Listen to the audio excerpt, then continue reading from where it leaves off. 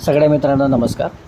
मित्रांनो, इथं मी ChatGPTची खूप मोठी चूक पकडलेली आहे. आपण बघू शकता, मी एका पेट्रोलच्या टँकरवर एक वाचलं होतं 35 KL पेट्रोल असं वाचलं होतं. तर मी ChatGPTला विचारलं, इथं आपण बघू शकता 35 KL पेट्रोल म्हणजे किती. ChatGPTचं आन्सर आलं आहे मला, KL म्हणजे किलो लिटर. ओके, ठीक आहे. 1 KL बरोबर 1000 लिटर.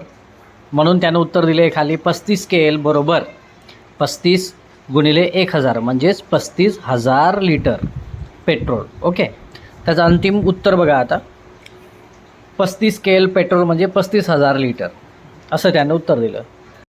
परत मी त्याला प्रश्न केला, पर लिटर 110 रुपये तर किती झाले.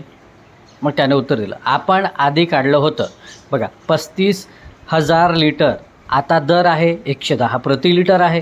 मग 35,000 गुणिले 110 असं म्हटलं आहे त्यांनी. मग उत्तर काय आलं आहे 38,50,000 आणि त्याचं अंतिम उत्तर बघा 38,50,000 आणि मराठीत बघा काय लिहिलं त्याने 48,50,000. किती मोठी चूक आहे, खूप मोठी आहे ना. याच्यावर विश्वास कशाला करायचा. आपण सावध राहा, सतर्क राहा.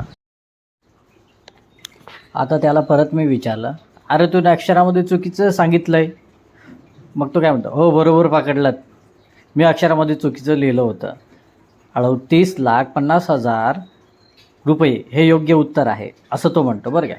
मी परत त्याला खाली परत विचारतो, अरे तू किती लबाड आहेस. तो काय म्हणतो, लबाड नाही, पण चूक झाली होती हे खरं आहे आणि तुम्ही ती पकडली ते चांगलं केलं आहे. हिशोब मात्र बरोबर आहे. 38,50,000 असं अजून काही काय म्हटलं तपासायचं असेल तर नक्की सांगा.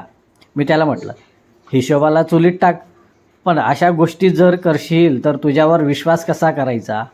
मग मस्तपैकी तो की नाही मला की नाही गप्पांमध्ये रंगवण्याचा प्रयत्न करते. तुमचा मुद्दा योग्य आहे. एखादी छोटी चूक झाली की विश्वास कमी होतो हे खरं आहे. मी काय करतो